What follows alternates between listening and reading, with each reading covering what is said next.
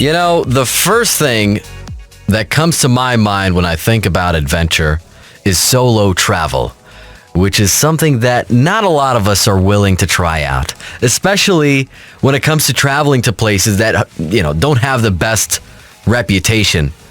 But honestly, I tip my hat for those who embark on such journeys, and particularly those who do it all year round. And ladies and gentlemen, right now I am joined by someone who's doing that. I am joined by a very courageous solo traveler who visited 48 countries and counting. I am joined by Alaa Alyahiwi. How are you, Alaa? Good. How are you, Allah? Very well, thank you. And thanks for accepting this interview. We are excited to hear all about your adventures. So the first question I have for you is, what inspired you to become a solo traveler? The inspiration was not particularly being a solo traveler. The inspiration was because, since I was a little kid, I really wanted to explore the world. And I remember having a list of destinations I want to discover sometime. I focused on my career, my studies, and also I was saving money, so that idea was not really at the table. And I stopped even having those lists because the idea of traveling the world was kind of far away. And then one day I decided to have a gift for myself for my birthday, and that all started after that. And from that moment, the solo travel became part of the journey, because when you want to travel, especially to specific destinations, not everyone is willing to. And right. If I'm gonna wait for someone, then I'm gonna get older and in my 60s or 70s, wishing that I've done it before. So it all started because I don't want to waste my time waiting for people to join. So I'm just gonna do it. And the more I do it, the more I realize it's really enjoyable. And on the contrary, it's even better than having people around. Of course, having people it's a nice thing, but there are some aspects of solo travel that makes you keep doing it. And I'm sure you meet people along the way, Ada, right? Of course, because you're on your own, so you're more approachable, and at the same time you want to approach people, and you'll just have random conversation here and there along your journey. Sometimes even friendship arise around the world because you're a solo traveler. Did it make you more social? Do you socialize more now? I think it's not being social, but know how to talk to strangers. That part actually I became better at. Usually when you go to social gathering where you don't know that many people, you're stuck at, how is the weather today, and very basic questions. Yes. But when you meet people who are traveling, sometimes even you're the traveler and going to someone's country, the conversations are completely different and sometimes are even eye-opening. So being able to talk to strangers, that's a new skill that I have now. That's amazing. And Dala, I mean, you've traveled to 48 countries.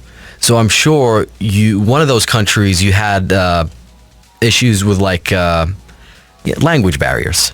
How do you handle language barriers? Of course, part of it will be on you to try and learn the basic words to manage. But the reality is, most of those countries, I've had a really nice experience, and people from those countries are trying to communicate with me. I remember one situation that always, whenever someone asked me this question, I remember the situation. I was in a museum, and then it was in Russia, and I was in a museum, and this old lady was trying to get my jacket, and of course she speaks Russian, she doesn't speak English, I don't speak Russian, and she just wanted to compliment my perfume. So by her hands she just waved at her nose and the message received. You Good. have a really great perfume, you know, like it's not even for just asking in a restaurant or directions, even for a compliment, people will try to tell you that. So you can manage it. Of course, you will have Google Translate all the time, open with you. But at the same time, you need to learn like the basic words to first to respect people there, because you're in their country. So just basic hi, hello, good morning, good afternoon. You need to have this. But yeah, it's actually the fun part of and the most enjoyable part, going to places where you cannot even communicate. That's amazing. And Alaa, do you plan everything in advance, or do you just go with the flow for the most part? So for if you want to travel a lot, if you have just 1 to 2 trips in a year, then plan for it. But if you want to travel a lot, planning or over planning will hurdle you. It will be so draining to plan. So for me, I like 90% of my trips, I book a one-way flight. I only book like the first night or 2 first nights at a hotel, and then I will just roll every day by day. Yeah. Of course, you need to research. So I know all the information about the country, what are the main places I want to see, but planning really kills the fun part of solo traveling. I imagine. And one final question, Alaa, before we let you go. What advice would you give someone who wants to solo travel but is afraid?